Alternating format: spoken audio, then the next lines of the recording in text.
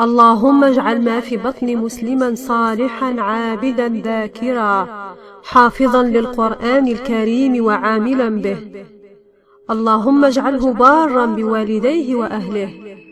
اللهم حسن خلقه وأخلاقه.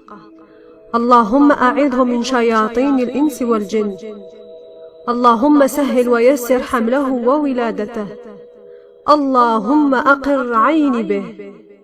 اللهم ارزقني ولدا واجعله تقيا ذكيا، واجعله سليما معافى، ولا تجعل في خلقه زيادة ولا نقصان، واجعل عاقبته خيرا. اللهم إني نذرت لك ما في بطني محررا، فتقبل مني إنك أنت السميع العليم. اللهم اصلح لي ذاتي وذريتي. اللهم إني أسألك هون الطلق وحسن الخلق. اللهم إني أستودعك جنيني الذي في رحمي يا من لا تضيع ودائعه. اللهم ارزقه جمال الخلق وحسن الخلق، وقوة الدين والبدن، وسعادة الدنيا والآخرة يا أرحم الراحمين.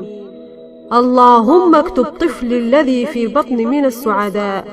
اللهم اكتب له عمرا طويلا مليئا بالصالحات، ورزقا واسعا محفوفا بالبركات. اللهم اكتب له المعافاة في الدين والدنيا. اللهم اجعله بارا بوالديه. اللهم اهدنا وأعنا على تربيته تربية صالحة ترضيك عنه وعنا. اللهم اهده واهد به، واكتبه من الصالحين لا من الطالحين، ومن السعداء لا من الأشقياء يا رب العالمين.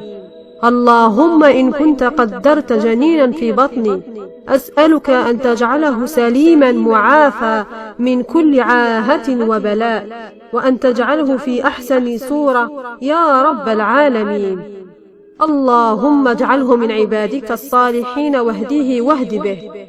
اللهم وانبته نباتا حسنا، واجعله من حفظة كتابك بمنك ورحمتك وعفوك يا أرحم الراحمين. يا منان يا الله.